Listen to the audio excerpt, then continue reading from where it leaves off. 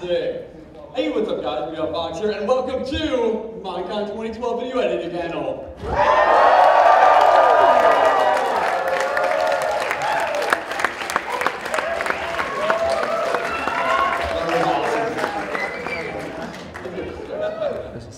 That's me. I do the microphone. So this, of course, is... Hi, I'm Caveman Films. So I do like lots of Minecraft videos, but you know, you can also come and talk to me. That's what we're doing. So that's what we got it. So this guy here is. Hey everyone, what's up? My name is Jeremy. It's spelled J-E-R-U-H-M-I. So I do a lot of Let's Plays, machinimas, time lapses, and all that sort of stuff. I use Sony Vegas, and yeah. Yeah, well, there we go, that's us. Yeah, so, well, I mean, Jeremy brought up a good point there. What we'll now do, I think, is to go over the individual softwares. We pretty much all use different video editing software. So, myself personally, I've just started using Adobe Premiere Pro. Drop. Why?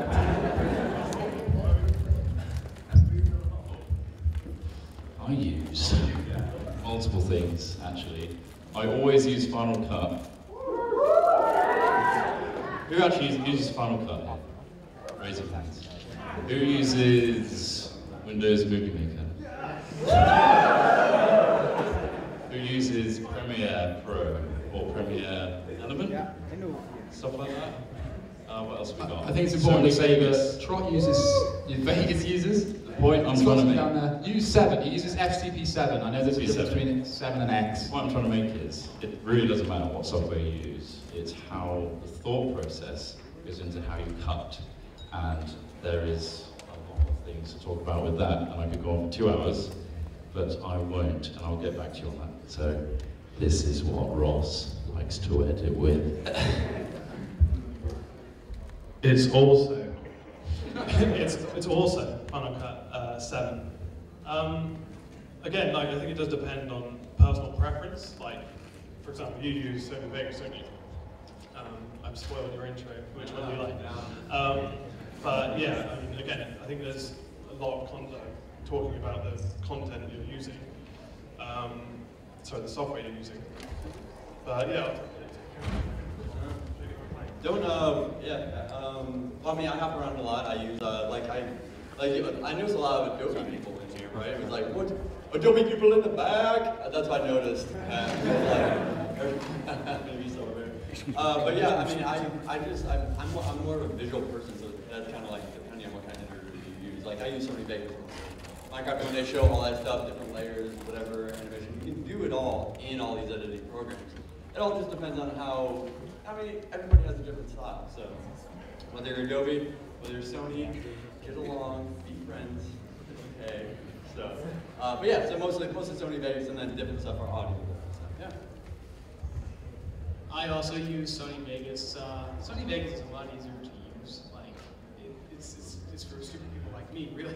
You just put the clip in, you can like add effects to it, make colors and all that.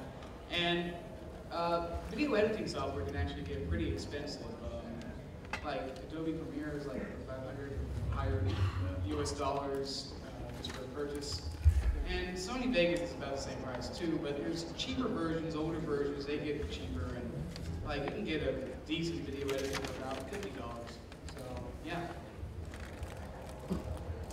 So yeah, as I was saying before, I use Sony Vegas Pro, just mainly I find it easier than After Effects. I've played around with that for a bit, but just because I'm doing Let's Plays and things like that, I can edit it quicker because I just find it easier to use.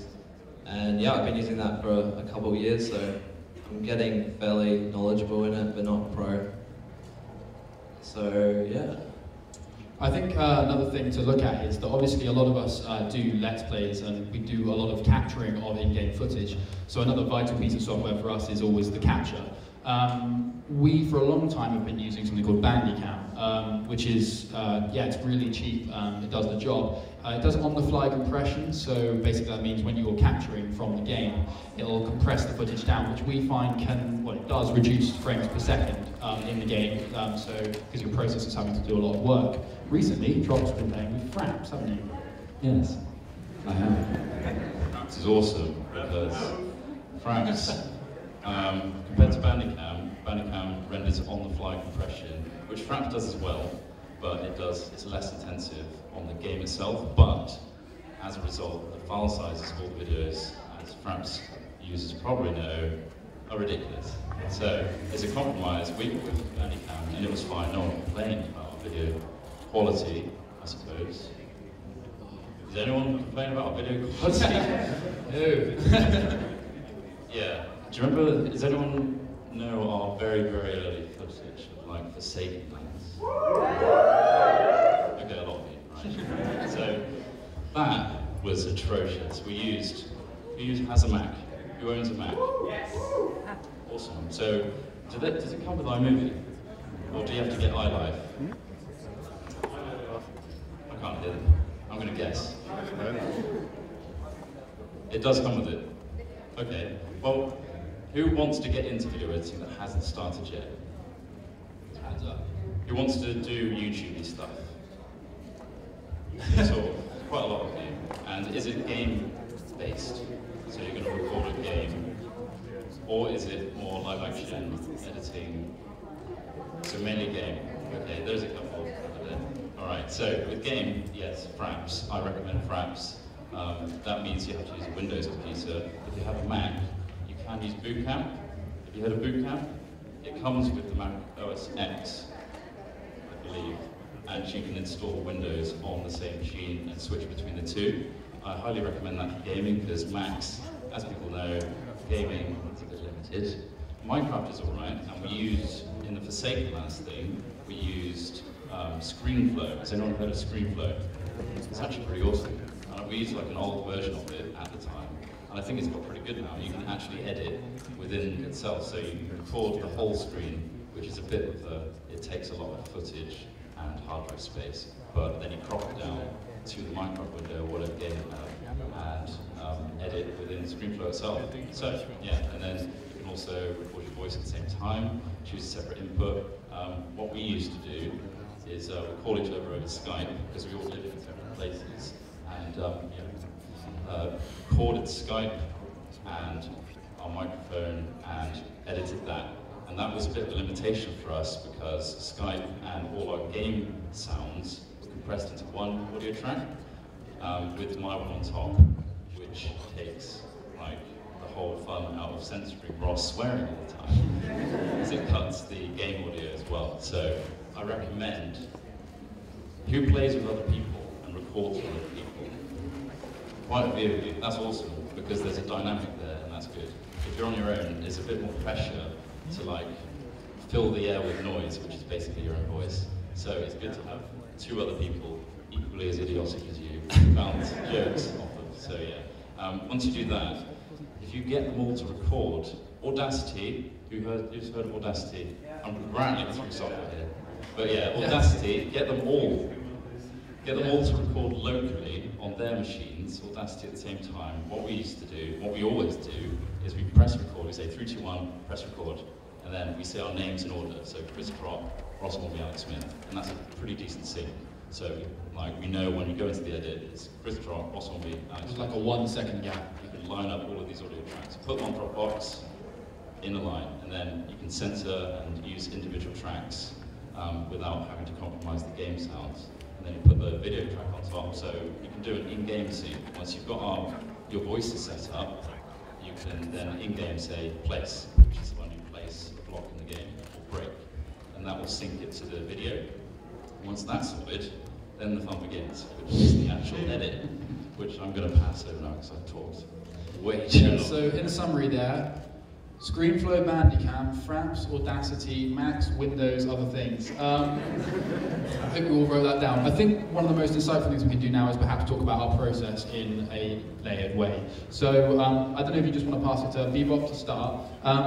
Bebop's obviously a bit different to us in his style in that he has sort of a show situation, he has a set situation more frequently. So yeah, Bebop, if you just want to tell us about your process.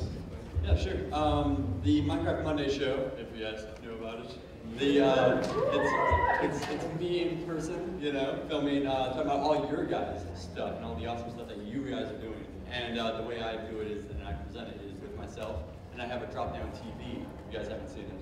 So, and then these are all different layers, of course, and everything else, but I kind of have 3 processes when it goes through that. And it's first editing my stuff. So, you know, a lot of people do jump cuts and stuff like that. So you first edit all that down, and there you go, you have that footage.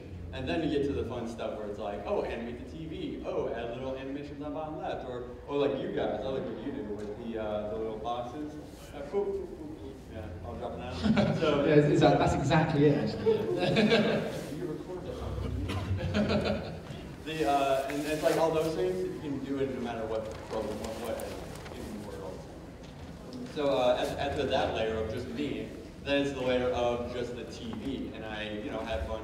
I export the audio, so I can just match up and have fun with it. And then there's the TV that drops down, and then I simply throw it on there, and then by the time you look at it, though, it's a giant mess. But to the editor, you know, like with these processes, it's smooth and, you know, it's a lot more clean. You know, and you don't have to worry about errors and crashing. It's just yeah. Yes, tweet, like rage tweet every time something crashes. You know, there's nothing more frustrating. Who said something crashed on them while editing? Yeah, see, it doesn't matter what kind of editor you have, no matter what. You've got to be brave to go back to that project after that. You need a timeout. You need to like just walk away. You know, go get a seat, or just walk away, come back, and then get back to the zone.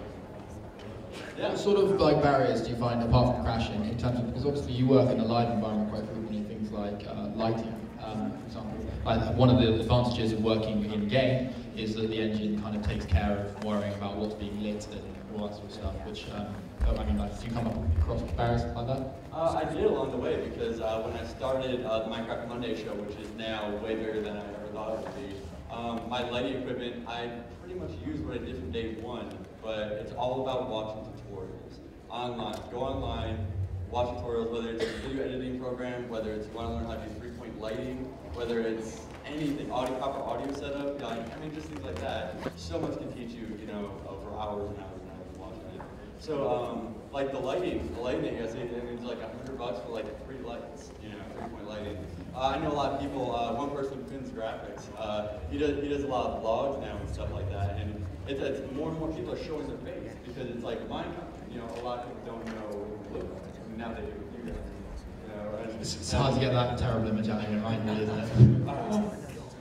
But more and more people are doing that, so more and more people are like, okay, well, how do I look good in lighting? Because, you know, no matter what kind of camera you have, if you have proper lighting, you know, it can be good. And don't think it's expensive. You know, if you guys want to get into it, you know, it's fun. It's a hobby. You know, don't ever do it for money.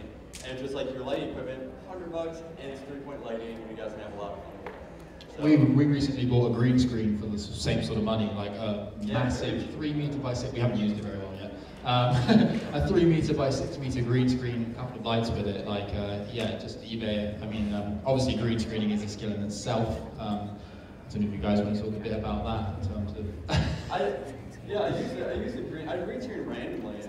Kind of like in the show, like a lot of people don't expect it when I randomly do it. You know, it's like I break through the set sometimes, and I come out of the Minecraft world. You know, random intros, because I like to do, you know, quick fun intros.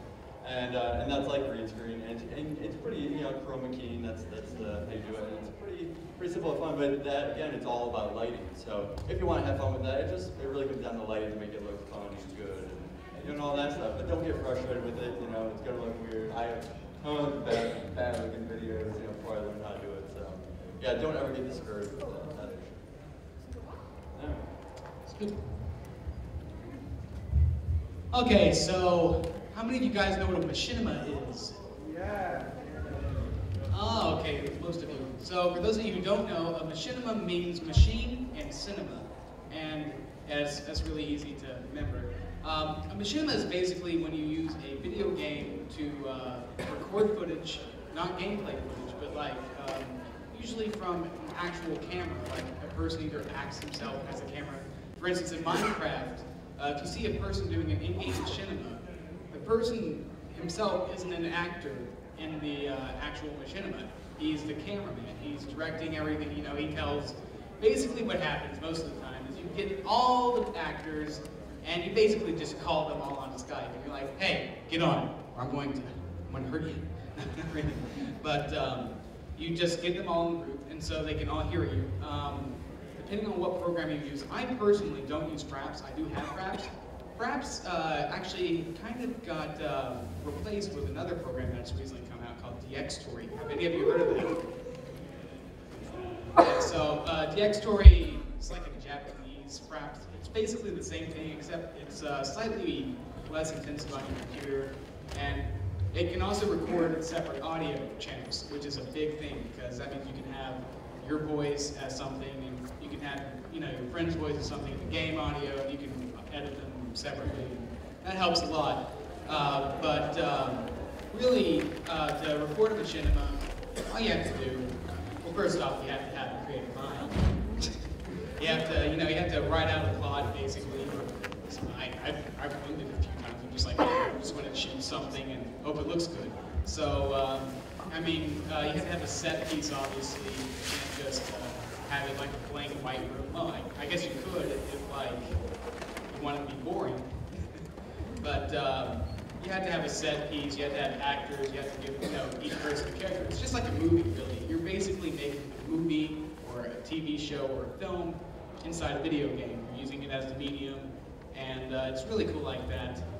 And so, you have to do all the same camera tricks really as a movie. So, there's people that use like sweeping shots, like a zoom in, zoom out, and all those little doodads that video making and video editing have to offer.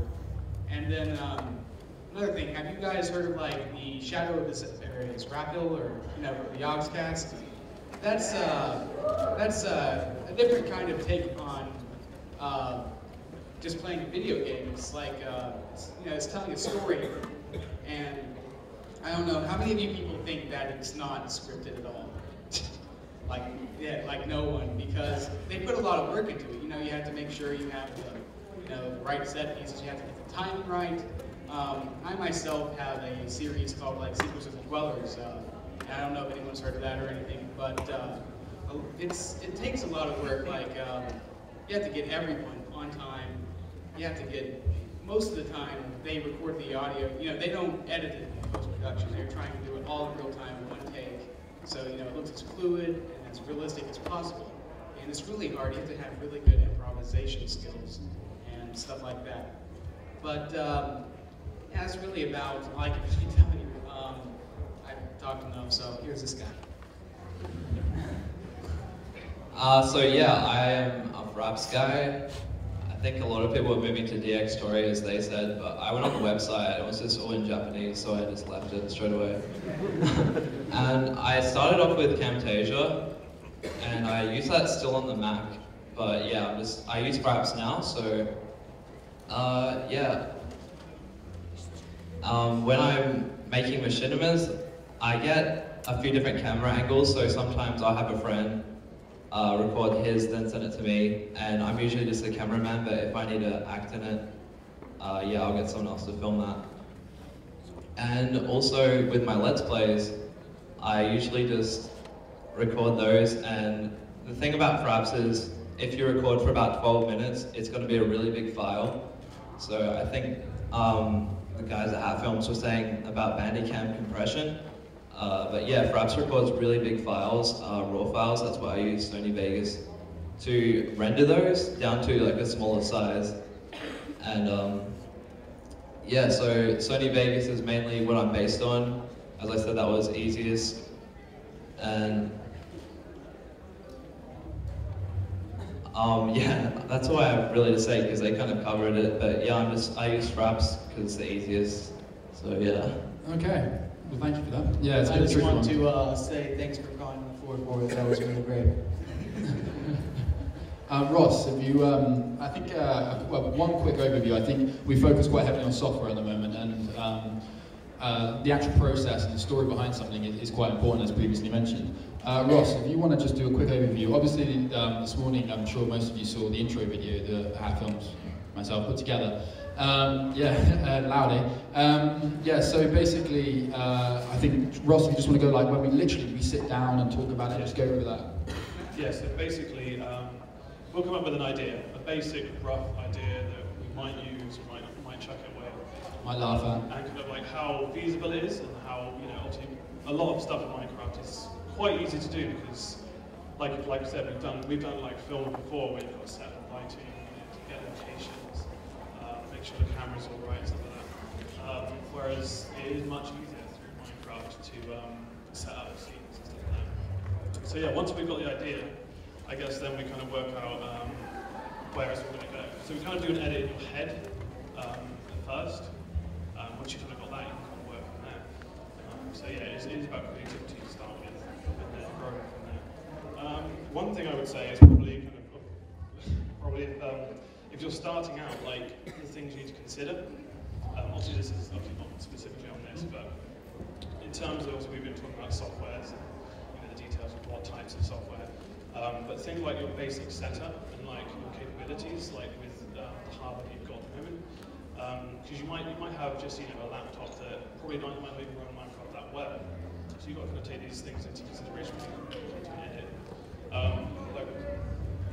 Like we started, I started on like Windows Movie Maker, and that's where you kind of get the ideas for like cutting things together.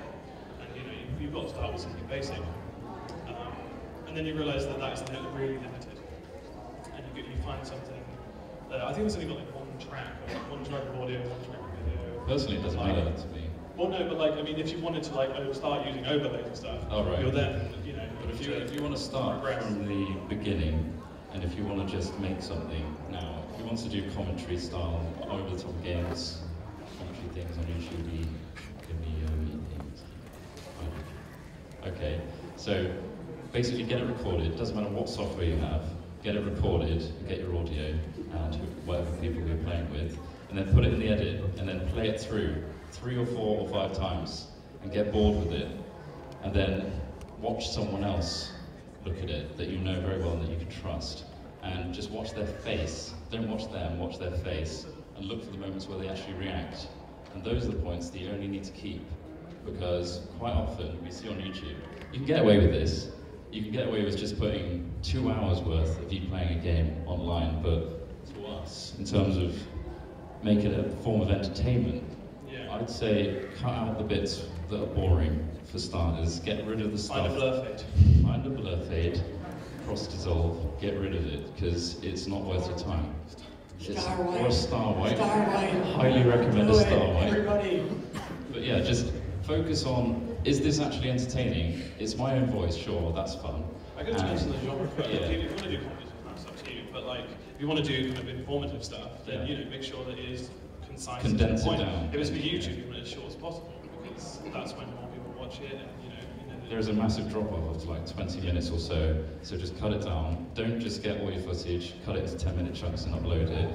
Genuinely go through it and think, is this actually funny or entertaining? Is this worthy of being on YouTube among the masses of others that do the same thing?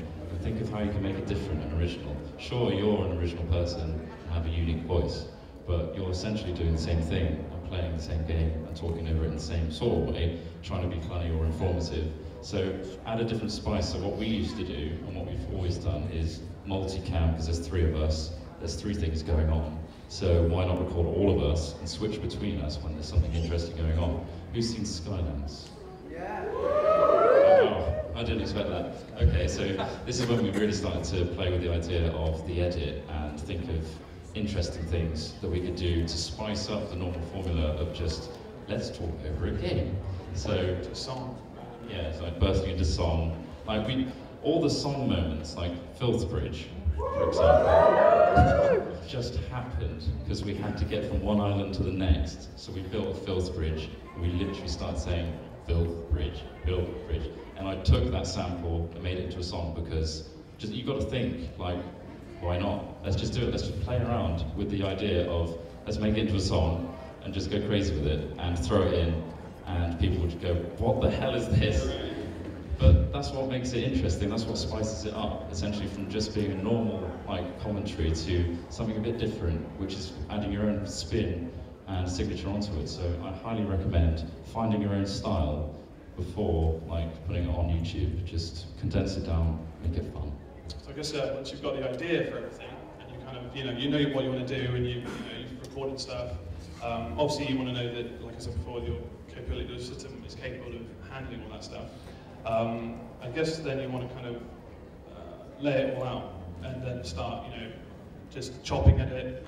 You cut out huge chunks of stuff, empty space that, you know, most of the time, like we found that there's like, we've been doing a different series with DayZ as well, where there's like huge blocks of just like nothing, because obviously if you're familiar with the game, it's just, there's a lot of nothing. So yeah, you've got to just be kind of like, harsh with your own content, and then once you show someone else that content, you can kind of, yeah, like I say, gauge their response. Yeah, and going back to the original case study, basically we sat down and we talked about it, and we were like, right, what's the main thing that's happened? Lydia Winters said to us, well, I'd quite like to see like the journey, the distance that or Minecraft has come over the last year. So obviously the last thing we made that sort of showed that was the trailer from last year, when we went up to 1.0 and the game was fully released.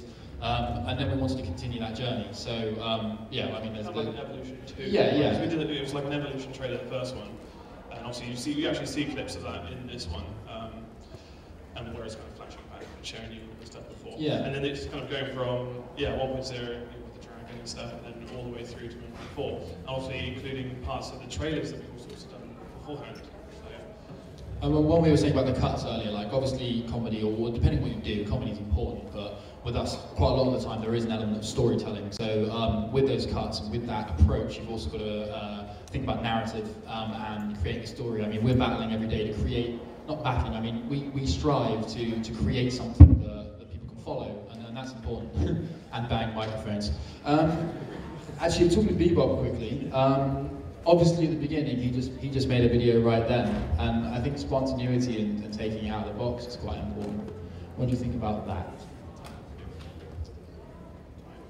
Yeah, there's definitely different types. I think I saw you with wheelies rolling down a hill once, wasn't it, didn't I? Oh, Intro to the show. Yeah. It's kind of like, don't ever just think like, oh, it's not perfect, I have to have this and this and this. No, just do it. Like, you won't get it, like, you won't do anything if you just don't just clear your mind and like, just record. Like, sometimes you just gotta do it. So like the Minecraft Monday show, like one week, I was in London, and I was like, I don't want to not do a Monday show because then everybody yells at me. So I don't want that. So what did I do? I went to this old power plant, whatever it was, that's now a museum, and wheelied down into the Minecraft Monday show from there. You know, and it's like, just have fun with it. But definitely all different kinds of styles because. You know,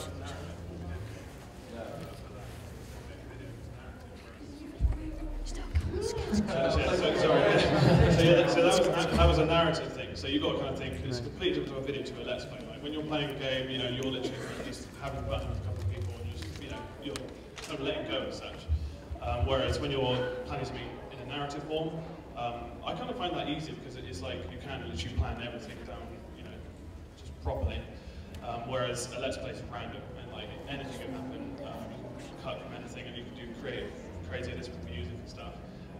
So yeah, I think it's kind of thinking about the theme of what you want to do, whether you want to do structured stuff or like kind of origin style stuff that we hope to do in the future, or just let's play. So like, think about that if you're going to do that. We are, yeah, we're kind of running out of time, but one other thing I thought would be quite nice to tell everybody is like our roots and how we all started. So if we just go through and say like, what was the first break or for YouTube for you? So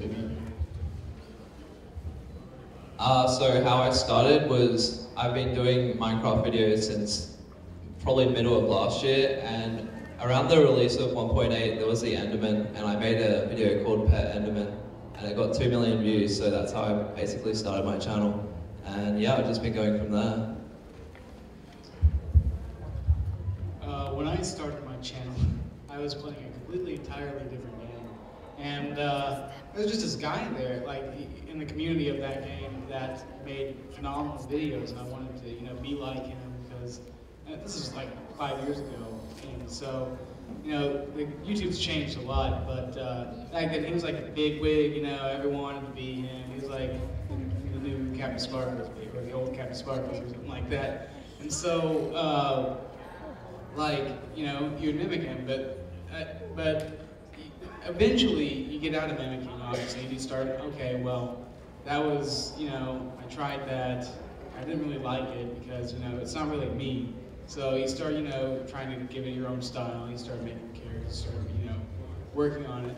And so then I started just developing chinimas. And then I decided one day, this was a long time ago, back when Minecraft was an alpha, and I decided to try to shoot a machinima. Have any of you heard of the Curse of Herobrine? Yeah, that was my first thing, and that's like gone over. It's been uploaded to 2 channels, and between both of them, it's about 2 million views. So I was like, wow, okay, well, so everyone likes Minecraft. I like Minecraft, and that's how I started. Yeah, I actually started like 12 years ago. I've been editing a long time, but it's like everybody plays different games, you know. So my editing kind of went along with that. So that's ended up after 12 years Minecraft now. So yeah, that's what it evolved into. And then it was mostly in-game, like a lot of Minecrafters, and then it went into in-person, you know. So yeah. How we started will be shown at our panel on Sunday in full, which is Yeah, otherwise that's like we don't have anything else to talk about. 10:30 tomorrow. If you're not doing anything else, come to the Stronghold. We would like to take this moment now to open it up to questions. If you guys are all cool with that, down the end, you just throw it on the table. So yeah, I mean, if you guys just want to raise your hand and we'll just pick and try and get through as many as we can. So your hand was up very quickly. Go.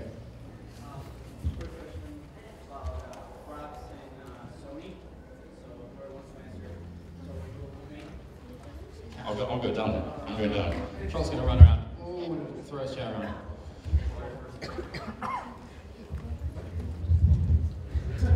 Thank you, sir. Anyway, so Fraps and Sony Vegas, for example. So I do quite a lot of Let's Play for Minecraft.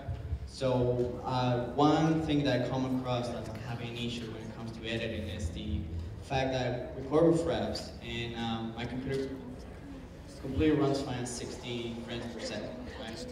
Now, obviously Fraps allows you to manipulate how many frames you want to record, but when you get into Vegas, it just downgrades to 29.9, just to compress the file size so you can upload it.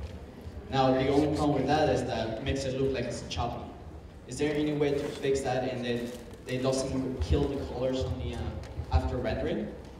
There are cases where you can record in 60. In fact, we filmed the opening trailer today. We filmed that all in 60 frames. We put it in the edit and then we rendered out. The sequence needs to be 60 frames. So you want to be editing at 60 frames. And then when you output it, you shouldn't lose any frames when you put it as 30 frames. So, I mean, I've not used Sony Vegas. I mean, I don't feel... Well, actually, there's a specific. Yeah, so Sony Vegas itself actually comes with lots of presets. You know, there's like 1080p stuff. He was basically right about to fix the frame rate problem. You have to make sure you record in 60 frames per second and then edit in 60 frames per second. And another thing, if you ever have like a blurry video, because I'm sure you know there's like interlacing between frames. So that's when one frame overlaps against the other one to try to make itself look smoother. And while that looks really good for real life video, because it's kind of smoothing out the camera movement, in video games you can tell the blur. There's a really easy way. You just right-click the file, go to Properties, and disable resampling, and fix it. So, Does that answer your question? Is that encoding? yeah, it moves the color. Just check the sequence settings that the file you record with is the same codec essentially. So I don't know what Vegas uses. Vegas uses Fraps does change the color. It's weird with APIs. Fraps can actually like have codec tags, kind of like you can have Okay. codecs or whatever. Maybe try playing with other things like Bandicam or something. Question. I'm gonna go to you, Seth. When you record stuff, you sometimes like add echo effects or other like dripping effects. How do you do that? It's a fantastic question. Okay, I guess I'll answer. There's lots. You just really need to just use any video or audio editing program. Sony Vegas itself, actually, you can add audio effects, and one of them is in fact a reverberation. That would be what you're looking for in any audio program. Look for a reverberation effect. That would be adding an echo, and it's actually very versatile. You can like add like different filters to it and make it, you can equalize it, makes your audio sound a lot crisper and stuff like that, and echoes and yeah. We actually run Audacity. Audacity is completely a free program. He said Audacity. I said Audacity, yeah. We use Audacity, us three, to record all of our audio, and you can actually run the standard effects. We use compressor, so you just record your audio, highlight the audio track, just go to effects, and then just go to compressor, and then just run it at its default setting. And then we also use noise removal, and you can work out how to use that within Audacity as well. And also within that effects pan, there is a basic reverb. I'm not sure, I mean, there's a lot of effects in there for how basic it is. Is this audio alone on its own or with a video? Because there's a lot of editing softwares that have all of these features in there. They're all, I mean, they're basic, but they will do the job. If not, yeah, Audacity is the best of what's free, so it's probably the easiest one to use. And there are stuff like Forge. Can you imagine a single file? It's not multiple, it's just a single. Just yeah, I'd say yeah, Audacity. There's so many effects to it. Reverberation. Just play with it, I think. Just literally play with any music file, any audio file you've got, and just kind of experiment. That's the way you learn. It's trial and error most of the time. Another question. At this side. You, I'm going to go right in there. Oh God. Going round. Here we go.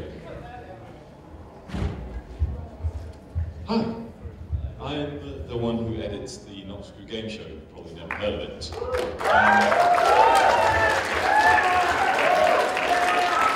Stealing the show. As an editor myself, I noticed you started talking about the audio separation at the beginning with all the voices, and one thing you did miss was actually separating the Skype audio from your game audio, which is the painful. Right. Oh yeah, we didn't explain that at all. Yeah, because unless you have two computers, which we luckily have now, we got like I'll have a Mac on the side and we got a PC. So we'll record the audio through the Mac because Fraps will record the Skype audio otherwise. So I mean, because I only just got a PC, so I've been using my phone, like the Skype app on my phone, and obviously not all phones have that, so it's quite a difficult one to use. I mean, I'm not sure what the best DxTory, again, yeah, DxTory supposedly. I've not used it myself. I can actually recommend something. Yeah, sure. If you have a separate sound card, you can tell Fraps to record your default device, which will just be your motherboard's audio, and you can set your Skype to go through your sound card, Yeah. so then it will record it. Yeah, that'd be good. Yeah, that'd be usul though. That's something we're looking into. I mean, another thing we're looking into, which is probably more of the higher end, is when you get a mixer and you put all the feeds into the mixer and record a set of tracks. But obviously that's kind of the higher end, which most people won't really need to hassle with that. But Skype is an option, and yeah, we've been using different computers for recording the audio as well. So. Thank you, Ross. What time are we on? How many questions? 10 past, I believe. Okay. I'm going to go to the back. Yeah, we got 15 minutes. Yeah, brilliant. Question at the back. You there with the diamond pick, oh, the iron pickaxe. Hi, how you doing? So yes, I have a question about the video making. As for myself, I do make YouTube videos, using Fraps. It does run around 1080p and all that. The only problem I'm having with it is that there's always black bars around the video. Like, granted my monitor isn't, an amazing, massive size, but like, is there anything that you would suggest that could help fix this problem? So when you put it into your editing program, it comes up with blank borders. Yeah, black. Okay. What editing program do you use? I'm a bit ashamed to say this, but I use Movie Maker. Okay, there might be a limitation with that because with other editing programs you can change the sequence settings and show the resolution. So if it's 1080p it'll be 920 by 1080. With Windows Movie Maker there might be a limitation, it might just squish it down and say deal with that. So it might be a limitation with Movie Maker unfortunately. So you might have to think about looking into a different editing program. Would you recommend? Yeah. So, the problem you're having with the black bars is you don't have a native aspect ratio. You're probably recording, are you recording full screen? No, I don't record in full screen mode in terms of like MineCon, so I don't play when I like press 11, but I do record like, when I play it maximized, it does take up my whole screen, so yeah, resolution. Well, the way Minecraft works is that there's going to be a bar at the top and there's going to be bars on the side, so you're not recording at a full resolution. That would be the reason why you're having the black bars. In more advanced video editing programs such as Sony Vegas, and I'm sure Final Cut has it too, you can actually have it where it doesn't maintain the aspect ratio and it stretches out the video to fit the whole screen. That would be fixing the problem extremely quickly. You could also zoom in on the video a little bit to relieve yourself of the black bars. And either way works. Obviously, one's one more smushed than the other, but there's ways to fix it, even in Windows Movie Maker, actually. There is a way. I don't record like full screen settings on fraps, like I just record so that it like only records the one that I have open so it doesn't show the bars, it just shows just the plain footage. Like, is there a resolution that you would suggest? It doesn't have to record the bars. The video, or the game itself, does not, with the resolution, it takes into account the whole window, I'm pretty sure. So, even if your game says it's like 1600 by 980 or 900, it would be 1600 by 900 for the whole window. The game itself would probably be like 1500 by 850 or something like that. Because it's including the whole window, because you have to have the window architecture to close it and stuff like that. But, so a quick way to fix your problem would be just filming it in full screen. That's the only really way to quickly fix the black bars. Fiddle with fraps. Right, this side. Hello, sir. Do you have a preferred video format for uploading to YouTube? Oh, yes. Good question. We've experimented with a load of different formats. Like we used to just do it as a .mov because we were using Max at the time, but now we're using MP4, and depending on the compression software you're using, because what compression software do you use? I was using Flash because I have a slow internet connection, so be able to upload faster to YouTube. Well, is it FLV file? Yes. Okay. Are you using Adobe Encoder to do that, or is it just exporting from Flash? No, I'm using Adobe. Which program is it? So yeah, Encoder. Premiere, okay. So when you export, I highly recommend these following settings. So remember them. Put them down in your head. I'm recommending them to you. So remember, are you ready? H.264 is the best compressor for YouTube. It means it won't really compress it again. If you're filming 720p, have a bit rate. Do you know what the bit rate is? So that's the slider at the bottom. Set it to constant bit rate and set it to 5,000-ish, or 6,000 if you want to be fancy. If it's 1080p, more like 8,000 to 10,000, and that would be a decent setting. With audio, change it to 41. 44 kilohertz, around 192 kilobytes per second, CD quality, and I can't remember the encoder. Is it eighth? No. Well, the audio encoder AAC. AAC. With time, that's you'll the best setting. find out these things. Large files, unfortunately, but that is what YouTube loves. But if you want to just reduce the bit rate or reduce the file size, so just play with that slider. But I highly recommend MP4 H.264. Okay. Yeah, just play with that. Next question.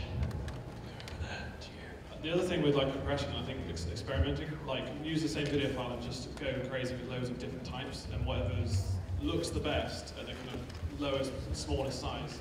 Go for that. I mean, we actually rendered out that intro video in 32 megabits per second, which is a lot. Like normally for YouTube, like 5 to 6 is pretty fine, but we really did amazing, unnecessarily big. Bebop's got a bit of a weird actually. Well, yeah, you guys talking about fancy differences and this and that. Me, I'm just like, the reason why I render it the way I render it is because YouTube, it seems to be more YouTube friendly, and just WFV, to be honest. Like 8 megabits per second and WFV, it's like, honestly, I mean, YouTube just never, it seems to be either upload faster or, I don't know, be next to it, but. Another general theme, the coming from. Working with YouTube is absolutely terrible. It is a horrible experience, okay? Like, It changes every 5 minutes, including the back end as well, the front end. I mean, that's a whole other way, like how browsing works, like SEO and all that sort of stuff is a whole different beast. But from our perspective, it's horrible. It's literally guess the format, guess the speed it's going to take to do things, guess the way to find your video, to annotate it. They completely, you can no longer edit on your video page. You have to go to the video manager, find the video. It's horrible. So good luck. All right. Right. Okay. So, but that's a different story for another time.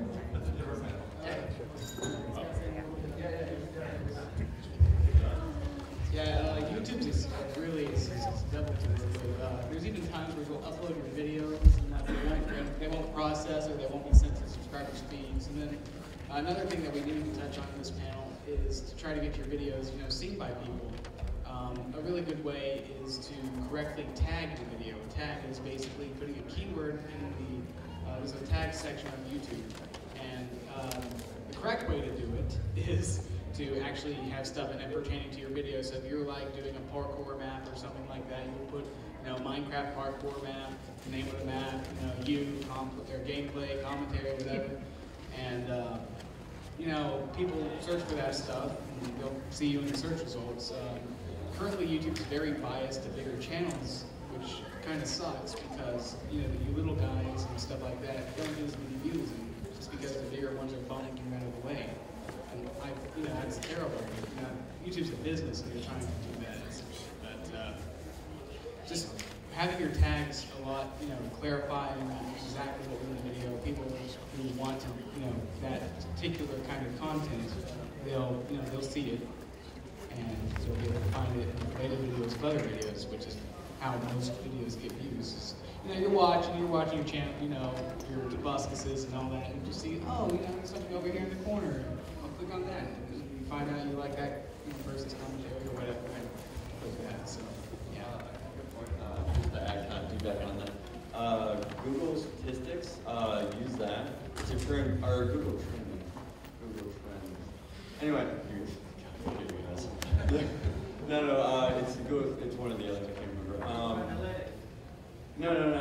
This is the one. It actually tells you trends. Yeah, I think it is. It tells you the current active stuff that people are searching for. If you guys are somebody in a game genre, you can see the current stuff that people are searching for in that genre. So it will say, like, obviously when Modern Warfare 3 comes out, it says, Modern Warfare 1 and Modern Warfare 3. But then, of course, Minecraft's always like somewhere down there. But you'll notice sometimes you'll see like Minecraft mods or Minecraft something else, and for some reason, especially snapshots and things like that. So if you guys are doing skit, parody, something else like that, definitely use those, especially if they pertain to it. So just a little tip.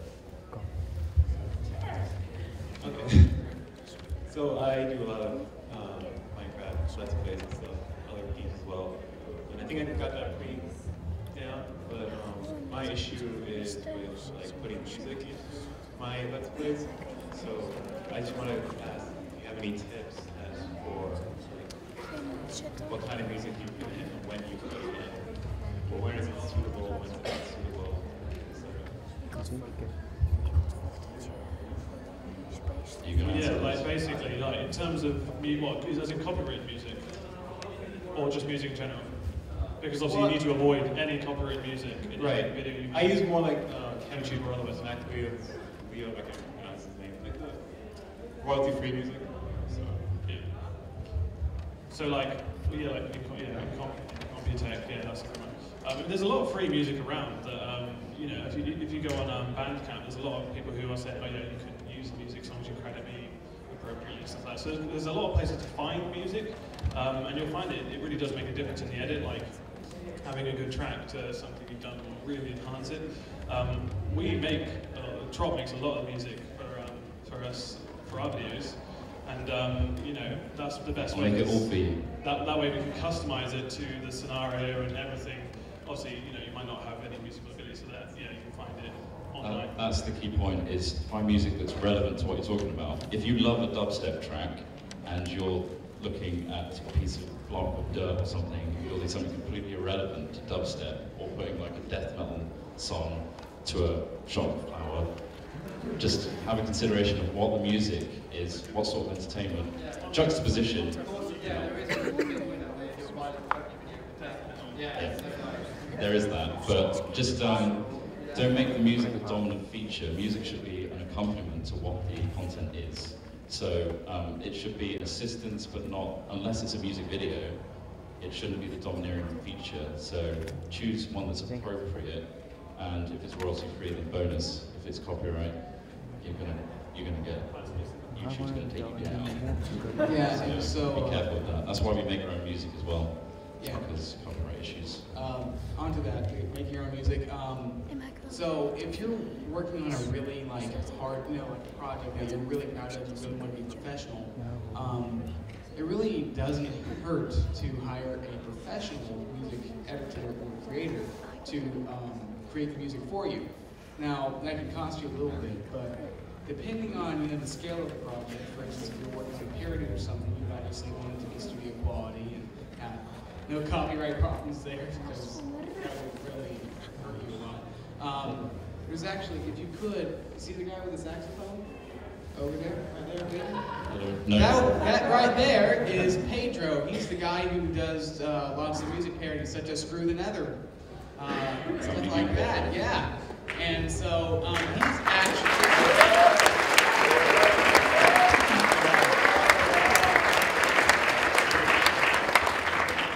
he's working on lots of parodies. He's got Ant-Man's parody, I got a parody going on, and he's a very good musician, and he definitely knows what he's doing. He actually wanted to do a panel, so kind of being nice to him and plugging him for this, but about music and how it actually affects videos. So you've seen Tom and Jerry, right?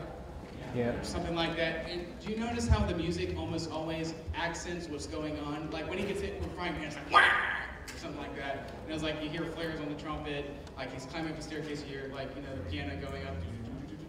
It's stuff like that that really helps add more depth and a better professional feel to the movie. It feels like, oh, this actually is catered to the movie. It actually fits in with it. It's actually made for it. And you can actually notice that, I'm sure. A lot of you have heard, in movies and stuff like that, real ones, that the music actually tries to accompany what's actually going on. So, you'll get louder and very intense parts and stuff like that fade off. So, yeah, it's a really, music and background is a really big part of movie making. Audio in general really is, and that's really all I can say about that. Thanks, Pedro. Oh, wait. Oh, yeah, Soundmix, definitely. Oh, what is that website? I always use it. Everything's in my history. Yeah, freesound.org or Sound Bible. Yeah, it's pretty good. Yeah. Or make your own. There you go. Make your own. Just get a microphone and do weird noises into it, and then play around with the effects. Yeah, it's free. The key is though that all this talked about is just more and more things that kind of set yourself apart and have fun, and make people want to share it because they're having that experience with you and making fun. Persistence is key. Keep doing it. Don't let anyone tell you differently. You'll get better. Yeah. Guaranteed. And have fun with it.